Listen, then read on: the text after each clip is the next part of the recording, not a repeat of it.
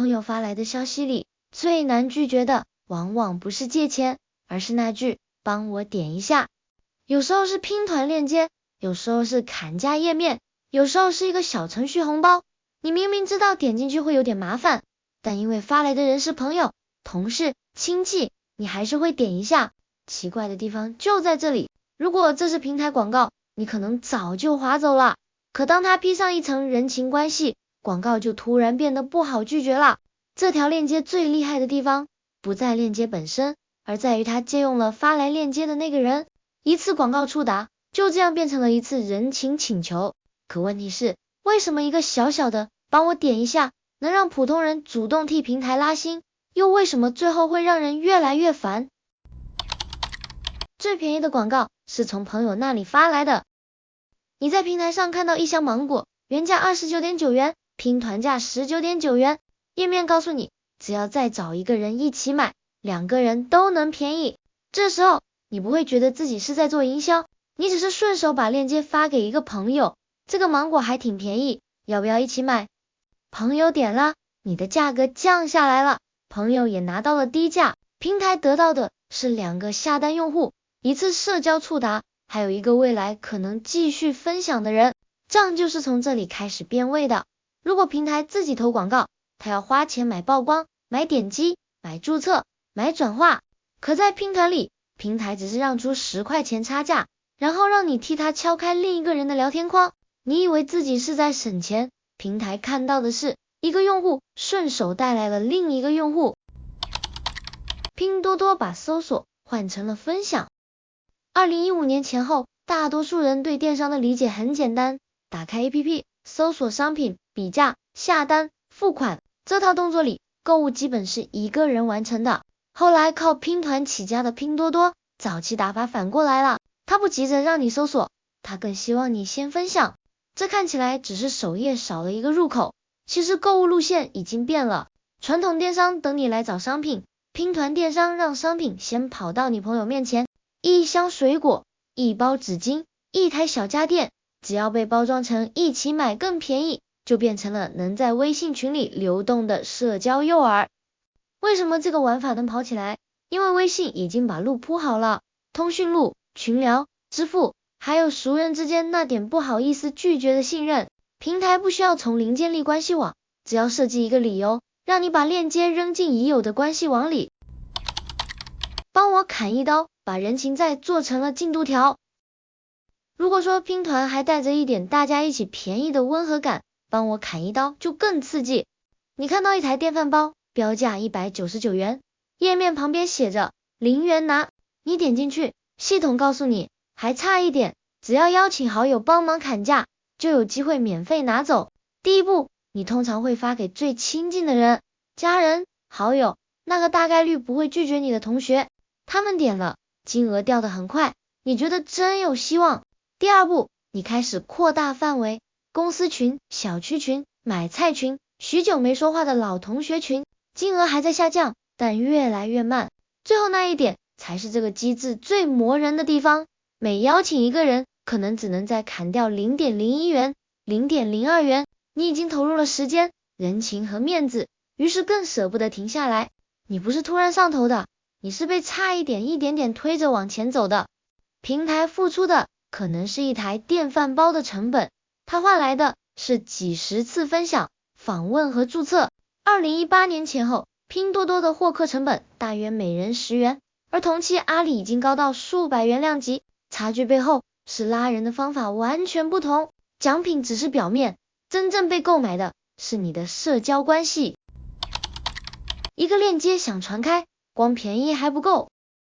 社交裂变听起来像魔法，好像只要把链接扔进群里，它就会自己跑起来，但大多数邀请链接发出去以后，都会沉在群聊里，没人点，没人回，只剩一点尴尬。一个链接想传开，得先让3件事同时变得顺手，先是发的人得有理由，红包、优惠券、免费水果、年度报告都可以，关键是你得立刻明白我发出去能得到什么，或者能表达什么。钱最直接，但钱不是唯一理由。网易云音乐年度听歌报告能刷屏，不是因为平台给你发红包，而是因为他把1年的听歌习惯包装成了一个关于我是谁的小故事。然后是朋友点开以后不能太麻烦，如果还要下载 APP 注册账号填一堆资料，这条链路大概率就断了。所以很多裂变活动都喜欢寄生在微信里，点一下就能进小程序，最后页面得让你马上看见变化，进度条金额下降，还差1人，这些反馈会让你觉得都到这一步了，再试一次吧。少了其中任何一步，这条链接大概率就会安静的死在群聊里。平台反复在借3种关系，看多了这些活动会发现，平台借的不是同一种朋友，有些链接借的是一起占便宜的关系，拼团分享的红包、邀请有礼都属于这一类，双方同时获益，发出去时心理负担比较轻，它的潜台词是我们一起省一点。有些链接借的是你帮我一下的关系，砍价、助力、点赞、投票经常落在这一类，对方点一下，自己不一定得到什么，但你离奖品更近了，它的潜台词是你帮我一下。这种玩法短期冲量很强，但消耗的是人情，第一次发给好朋友，第2次发给普通朋友，第3次可能就只能发到陌生群里，再往后你自己也会不好意思。还有一些链接借的是你看见我的关系， Keep 的运动勋章，多邻国的连续打卡，微信读书的阅读时长，网易云音乐的年度报告都属于这一类。你不是为了优惠而分享，而是为了表达自己，它的潜台词是你看我是这样的人。社交裂变真正借用的是3种关系，一起占便宜的人，愿意顺手帮忙的人，和愿意看见你是谁的人。平台转道增长，用户花掉信用。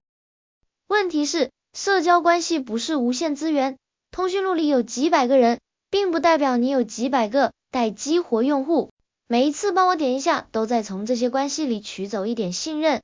第一次对方可能觉得无所谓，第2次对方可能还是会帮，到了第5次、第6次，消息还没点开，心里可能已经出现2个字，又来。麻烦就在这里，平台把拉人的任务分给用户，用户又把任务分给朋友，短期看很划算，时间一长被消耗的就是社交信用。很多人后来不再转发砍价链接，不是因为完全不想要奖品，而是因为那一点优惠已经不值得再消耗面子。裂变可以把人拉来，但不能永远让人留下。芒果不好吃，下一次再便宜也没人买。平台体验不行，朋友点来的新用户也只是路过一次。裂变只能放大，不能凭空创造，它可以放大产品价值，也会放大产品的问题。从求你帮我到我想表达。有意思的是，社交裂变并没有消失，它只是换了样子。上一代裂变很多是被迫分享，你为了便宜、奖品、进度条把链接发给别人。新一代裂变越来越像主动表达，你发一篇小红书笔记，分享一支口红，一家餐厅，不一定有人给你红包，但你还是愿意发，因为推荐本身正在定义你是谁。我懂护肤，我会生活，我发现了一家好店。